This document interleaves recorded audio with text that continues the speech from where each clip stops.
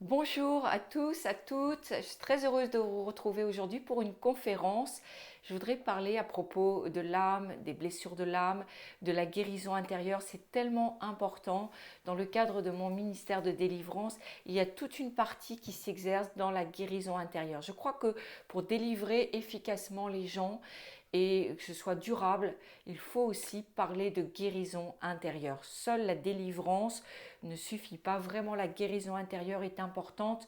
Je dirais que c'est des étapes aussi pour une libération. Voilà, je vous encourage à partager, à liker et aller voir régulièrement le site du ministère www.guérisondescœursbrisés-france.com et vous aurez tous nos événements à venir, les conférences bien sûr, mais également les missions, les déplacements et les séminaires. Nous avons un excellent week-end le 13 et 14 août et ce sera un week-end sur les liens d'âme, comment se libérer. Qu'est-ce que c'est les liens d'âme? Est-ce que ça existe vraiment? Est-ce que dans le monde spirituel, ça peut nous influencer? Et comment est-ce qu'on peut être délivré? Donc vous pouvez nous appeler sur le téléphone du secrétariat, le 06 60 47 24 07. Voilà, si vous voulez bénir, je vous encourage à partager. Moi, je voudrais lire un verset important qui d'ailleurs est pour moi un verset qui a porté, je dirais, ce ministère de délivrance et toujours aujourd'hui, je m'en inspire. Il est une source intarissable de vie et d'inspiration pour moi. C'est Ésaïe 61, verset 1 qui nous dit, donc Ésaïe attend la venue de Jésus et il dit, l'Esprit de l'Éternel est sur moi parce que l'Éternel m'a consacré par onction pour annoncer de bonnes nouvelles aux pauvres. Il m'a envoyé pour guérir ceux qui ont le cœur brisé, pour proclamer aux déportés la liberté et aux prisonniers la délivrance. Je vois plusieurs étapes dans ce verset qui sera d'ailleurs, Jésus va reprendre, et on l'a dans Luc chapitre 4, versets 18 et 19, où il dit que vraiment c'est lui qui est venu pour établir ces choses. C'est dans le cadre de sa mission, de son sacerdoce. Et je crois que ce qui est important, les étapes, c'est que le Seigneur nous dit qu'il est déjà venu pour annoncer aux pauvres une bonne nouvelle, c'est-à-dire qu'il est venu nous annoncer la bonne nouvelle de l'Évangile, la proclamation du salut pour quiconque croira en la personne de Jésus-Christ. Et tout de suite après, chose extraordinaire, il nous dit qu'il est également, il a été envoyé pour guérir ceux qui ont le cœur brisé. Si vous avez le cœur brisé, si vous avez des blessures de l'âme, si vous sentez que c'est lourd à l'intérieur et que vous êtes mal, Jésus est venu vraiment pour vous guérir, pour panser les cœurs brisés.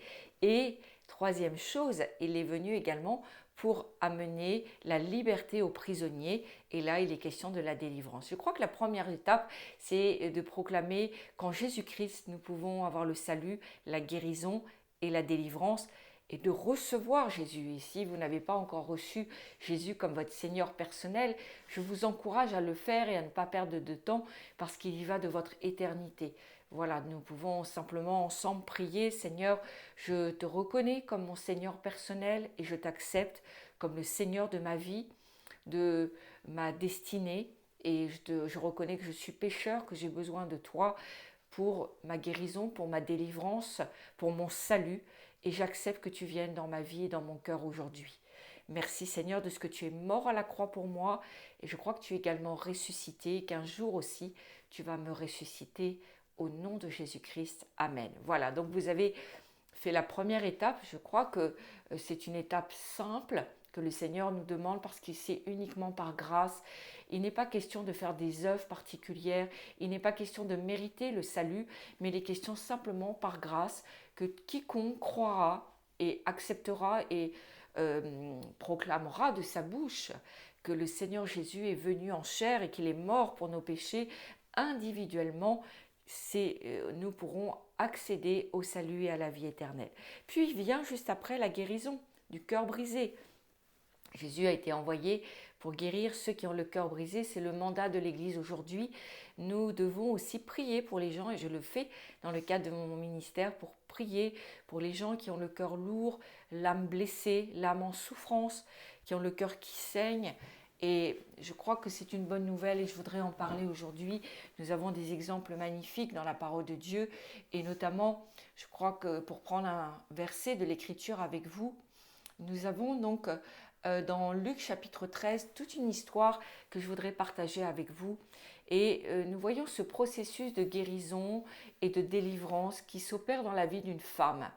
Une femme qui se trouve dans une synagogue, donc je crois elle était croyante, et elle est dans cette synagogue et elle est penchée, elle est complètement courbée, ce qui fait qu'elle ne peut pas vous regarder dans les yeux et elle est comme humiliée parce que je crois que c'est le diable qui l'a humiliée et elle est complètement courbée.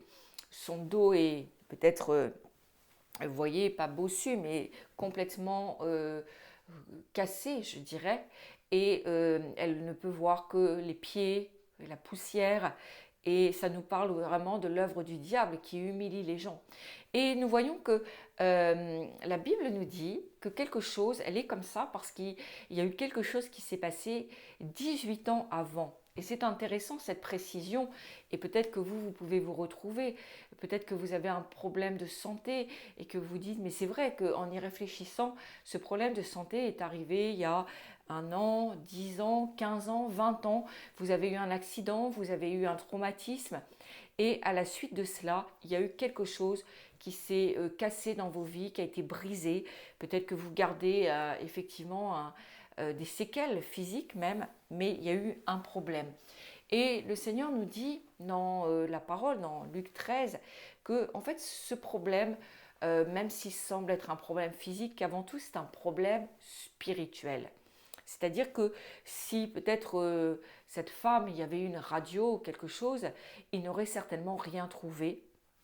Ils auraient vu que son corps était atteint peut-être par une paralysie, quelque chose, mais qui l'empêchait de se redresser, mais qu'il n'y avait pas vraiment de cause réelle à son problème. Et c'est là qu'on peut dire aussi, et c'est peut-être votre cas, votre maladie, votre infirmité, il n'y a pas vraiment de problème médical. On vous dit que non, il n'y a pas de raison médicale. Et c'est là qu'il faut chercher souvent le problème spirituel. Et donc le problème, nous voyons que c'est un problème dans son cœur, dans son âme. Parce que ce qui se passe, c'est que l'ennemi a planté ses griffes dans la vie de cette femme et le Seigneur ne nous dit pas quoi, la parole de Dieu ne nous dit pas quoi, et j'aime cela parce que c'est à la fois précis et en même temps général. Précis pour que chacun puisse comprendre qu'il y a un certain nombre d'années, nous avons pu avoir un traumatisme, mais qu'en même temps, quel que soit le traumatisme, c'est toujours là.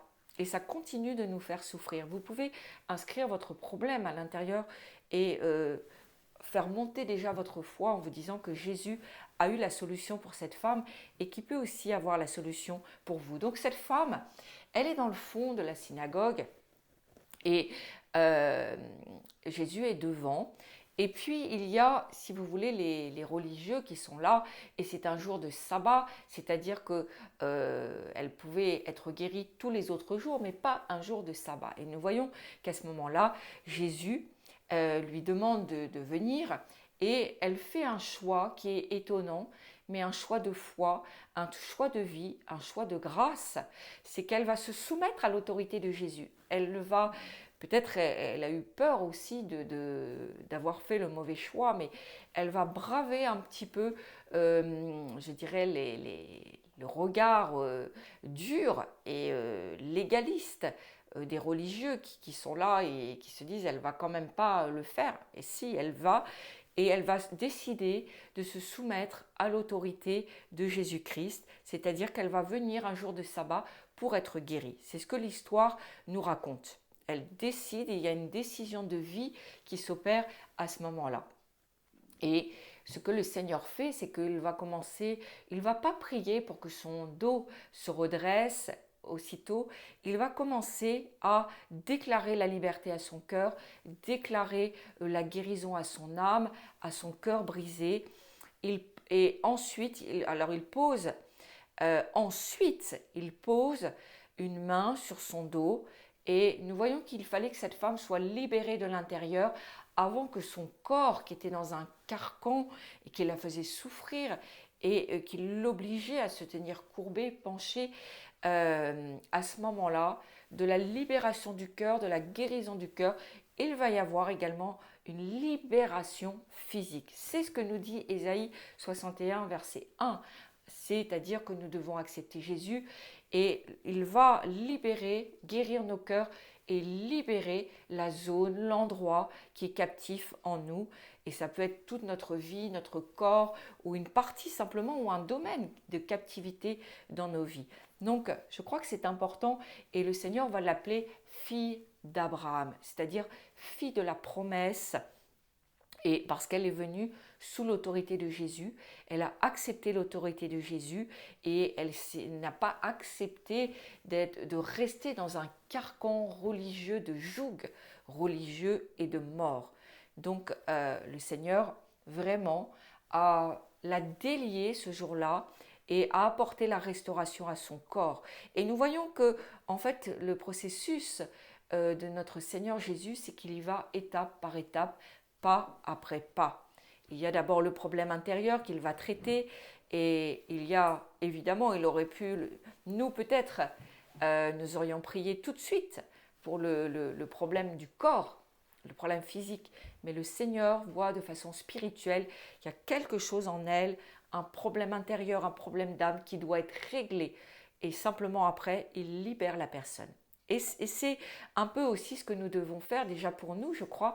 Et puis quand nous voulons aussi prier pour les autres, nous devons dire Seigneur, je veux que cette personne vienne sous ton autorité, donc parler de Jésus et du ministère de Jésus et de ce que Jésus fait encore et du mandat que l'Église a et chaque personne croyant a. Et dire voilà, et prier Seigneur, qu'est-ce qui se passe dans la vie de cette personne, qu'est-ce qui se passe dans son cœur et comment je dois procéder, comment je dois prier. Nous voyons bien sûr les symptômes et les symptômes nous paraissent parfois très évidents et les symptômes parlent de la souffrance des gens. Ils parlent des maux de tête, ils parlent des maladies, des handicaps. Mais le Seigneur voit dans le cœur. Il voit que le cœur doit être pensé, que le cœur doit être réparé. Et nous savons que le Saint-Esprit se plaît à penser les cœurs brisés. Et il s'occupe vraiment toujours des failles en nous. Et le Seigneur, et particulièrement dans cette époque que nous vivons, il y a un temps pour la restauration personnelle. Il y a aussi un temps pour la restauration des familles. Le Seigneur ramène le cœur des pères vers les fils et des fils vers les pères. Et c'est intéressant et très important parce que nous devons aussi travailler dans des timings, prier en fonction des timings. Et il va y avoir une restauration générale qui va se faire. Si vous êtes brisé à cause des relations, je dirais, familiales qui se sont elles-mêmes brisées, vous pouvez prier pour votre restauration personnelle, vous pouvez prier que le Saint-Esprit pense votre cœur brisé et vous pouvez aussi prier pour toute votre famille parce qu'en ce moment c'est le bon timing. Je voudrais également partager avec vous une autre histoire puisque voilà, nous sommes dans une conférence, nous avons un petit peu de temps et je vais prendre le temps de lire cette histoire qui est un peu aussi l'histoire de nos vies. C'est dans Marc chapitre 2 versets 1 à 12. Quelques jours après, Jésus revint à Capernaum, on apprit qu'il était à la maison. Et un si grand nombre de personnes se rassemblèrent qu'il n'y avait plus de place, pas même devant la porte, il leur annonçait la parole. On vint lui amener un paralysé porté par 4 hommes. Comme ils ne voulaient pas l'aborder à cause de la foule, ils découvrirent le toit au-dessus de l'endroit où il se tenait et descendirent par cette ouverture le brancard sur lequel le paralysé était couché. Voyant leur foi, Jésus dit au paralysé : « Mon enfant, tes péchés te sont pardonnés. » Il y avait là quelques spécialistes de la loi qui étaient assis et qui se disaient en eux-mêmes : « Pourquoi cet homme parle-t-il ainsi ? Il blasphème. Qui peut pardonner les péchés si ce n'est Dieu seul ?» Jésus sut aussitôt dans son esprit qu'ils raisonnaient ainsi en eux-mêmes et il leur dit : « Pourquoi raisonnez-vous ainsi dans vos cœurs ? Qu'est-ce qui est le plus facile de dire au paralysé : tes péchés sont pardonnés ? Ou lève-toi, prends ton brancard et marche. » Aussitôt il se leva, prit son brancard et sortit devant tout le monde, de sorte qu'ils étaient tous très étonnés et célébraient la gloire de Dieu en disant : « Nous n'avons jamais rien vu de pareil. » Je bénis Dieu pour cette histoire que le Seigneur nous a laissée, une histoire vraie. Ce n'est pas une parabole, c'est une histoire vraie. Et nous voyons que l'homme qui est... Quatre de ses amis font passer par le toit. Son premier problème, c'était un problème intérieur. Évidemment, nous voyons, nous, le corps qui est paralysé et nous voyons l'absence de vie, de vitalité, de mouvement. Nous voyons aussi que le diable a planté ses griffes à travers la vie et l'histoire de cet homme. Mais nous voyons que le Seigneur va voir à la racine. Il voit vraiment directement, je dirais, la racine, ce qu'il s'est passé dans la vie de cet homme et qu'il est paralysé à cause d'un problème intérieur, à cause de la culpabilité et peut-être, c'est pour ça d'ailleurs qu'il va lui dire en premier, mon enfant, tes péchés sont pardonnés. Et nous croyons que c'est le problème aussi de beaucoup de personnes parce qu'elles ont prié, et Dieu les a pardonnés, leur a pardonné, mais elles ne se sont jamais pardonnées. Des problèmes d'avant, des problèmes, des choses qu'elles ont pu faire, et peut-être qui étaient graves, même très graves, et qu'elles n'ont jamais réussi à se pardonner. Il y a tant de choses qu'on peut faire et nous ratons l'objectif et nous péchons par manque de connaissances, par manque de sagesse, par précipitation, par une succession de mauvais choix. Et des fois, il y a des péchés qui ont énormément de conséquences dans nos vies. Je crois que dans la vie de cet homme, il y avait quelque chose en particulier qui n'arrivait pas à se pardonner. Et je crois que peut-être il avait demandé plusieurs fois à Dieu de lui pardonner. Et ce verset qui dit que Dieu est toujours prompt à nous pardonner, dès l'instant où nous demandons pardon à Dieu, il faut croire que Dieu nous a pardonné et qu'il nous a lavé de notre péché. Mais le problème qui se trouve, c'est que beaucoup de personnes prient dans ce sens, mais elles n'arrivent pas elles-mêmes à se pardonner. Et ça peut évidemment amener un problème de maladie, un problème physique. Là, c'était grave puisqu'il s'agissait d'un problème pour tout le corps, une paralysie générale. Donc, je crois que quand nous refusons de nous pardonner, l'ennemi peut nous punir, il a des droits sur nous, puisque nous-mêmes, nous avons ouvert des portes, des droits à l'ennemi, et par notre absence de pardon, puisque le Seigneur nous demande aussi de pardonner, que ce soit aux autres ou à nous-mêmes. Voilà, donc nous devons en premier nous pardonner à nous, et puis remettre la faute des autres. Sinon, nous ouvrons une porte pour le diable, et il a le droit de venir nous cribler. Donc, l'ennemi a autorité par notre désobéissance, par notre insoumission à la parole de Dieu, par notre insoumission à tout ce que le Seigneur nous demande de faire pour que nous nous portions bien et pour que nous soyons épanouis. Donc, voilà, je crois que nous devons prier et dire au nom de Jésus, nous venons penser ce cœur brisé. C'est une prière puissante, toujours aujourd'hui, parce qu'il y a bien de choses qui se sont passées dans la vie des gens et pour lesquelles notre cœur peut être brisé. Il peut y avoir besoin de restauration à cause des accidents, à cause des traumatismes. Et nous devons décider aussi de guérir. Il y a des gens, ils ne veulent même pas guérir. Ils ne veulent même pas demander au Seigneur de les guérir. Mais je crois que les accidents arrivent à cause des péchés individuels. Ils arrivent à cause du péché du monde aussi. Ça arrive, tous ces accidents, ces traumatismes, parce que l'humanité a brisé l'alliance avec Dieu. Et je dirais que Dieu n'est pas responsable de ce qui nous arrive. Nous ne pouvons pas dire et accuser Dieu d'être responsable des problèmes dans nos vies, des conséquences des péchés, des traumatismes et des conséquences et des traces que ça a laissées, parce que Dieu n'est pas responsable et parce que souvent nous sommes sortis du parapluie de Dieu, de la protection de Dieu, et nous n'étions plus sous la sécurité à cause simplement déjà de la chute et de la désobéissance de ce monde. Et c'est à cause de cela que tous les accidents et les traumatismes arrivent. Il y a bien sûr dans le monde spirituel, j'ai pour habitude de dire que le monde spirituel, il n'y a aucun territoire neutre dans le monde spirituel. Il y a des territoires qui appartiennent clairement à Dieu et il y a des territoires qui appartiennent au diable et dans lesquels il ne faut pas mettre même pas un pied. Sinon, nous risquons de nous blesser, nous risquons de chuter dans notre marche et nous risquons de garder des séquelles pendant parfois longtemps.